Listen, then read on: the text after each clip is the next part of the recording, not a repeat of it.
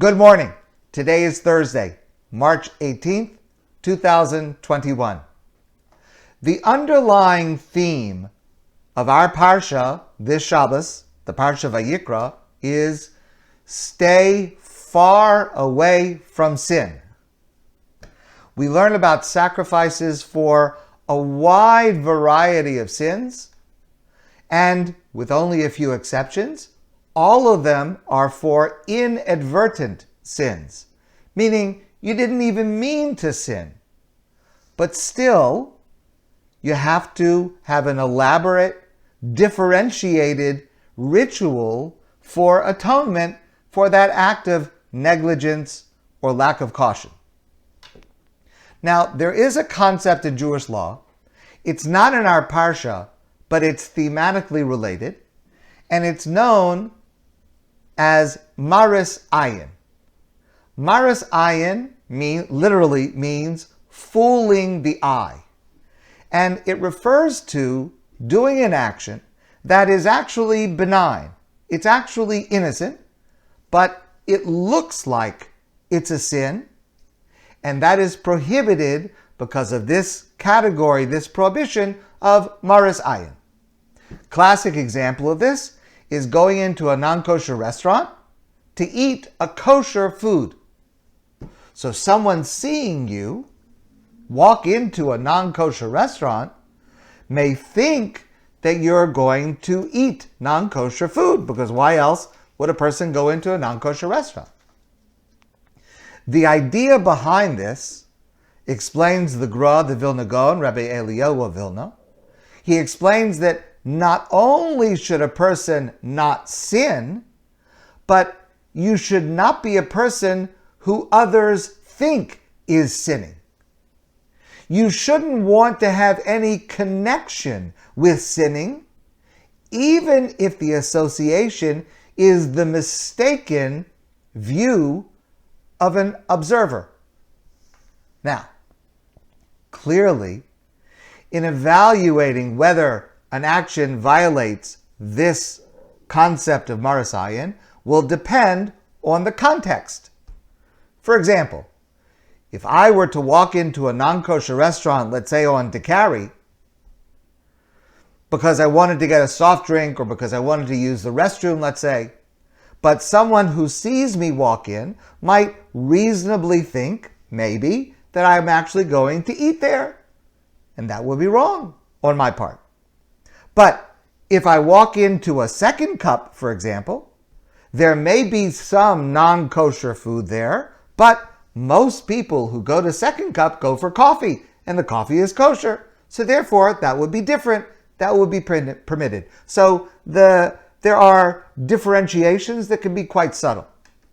Another example, classic example, when non-dairy creamer and Parav margarine first became available, kashrus organizations were against allowing them to be served at a meat meal in supervised restaurants or kosher caterers, because someone might think that the restaurant or the caterer was serving meat and milk together.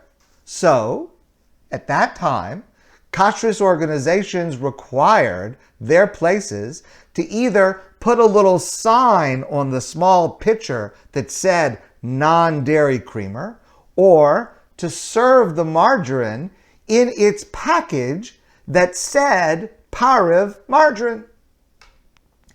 After a while, once these products became ubiquitous and widely used, people at kosher places took for granted that the white liquid served with coffee at the end of a meat meal was non-dairy creamer, and kashrus organizations began to allow it to be served with no special indication.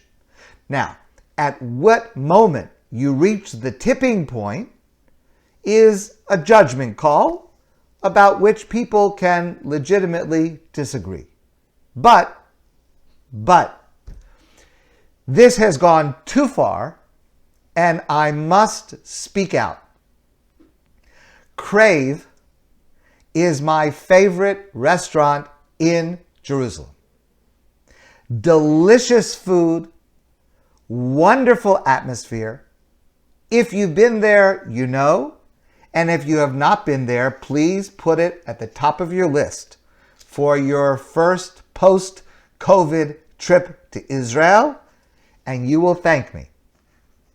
So you will understand if I'm a little bit upset about the news that came out this week.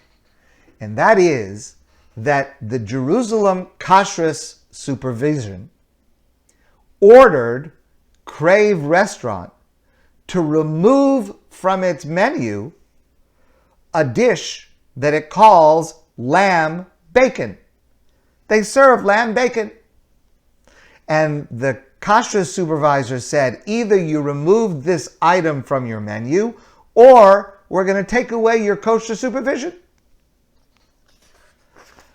Now, maybe I can understand if you serve bacon at a kosher restaurant. Some people might think that you're serving pork. The truth is, in fact, today there are more and more kosher bacon products. There's duck bacon, there's veal bacon, there's lamb bacon, there's turkey bacon. But maybe, if you're not such a foodie, you still might associate bacon with pork. Okay. But the name of this dish is lamb bacon. It's in the name, lamb bacon. The last time I was at Crave, I had the burger with lamb bacon and it was delicious. But how could you possibly make a mistake and think that it's pork if the name is lamb bacon? Why isn't that as good as the sign that says non-dairy creamer? If that was good enough, lamb bacon ought to be good enough for a kosher restaurant. That's why I'm wearing this t-shirt. This is the Crave t-shirt, and I am wearing it to say to the world, I stand with Crave. And to the kashrus inspector, I request, please reconsider and base your opinion on a normative application of this principle of Maras Ayin. But even if this was a bad call, which it was, the principle is still important. We should try to not even give the appearance of committing a sin, and we should desist from any action which a bystander might reasonably constitute and construe as a sin. But the emphasis has got to be on reasonably. My friends, I wish you a great day, and I look forward to seeing all of you soon in person.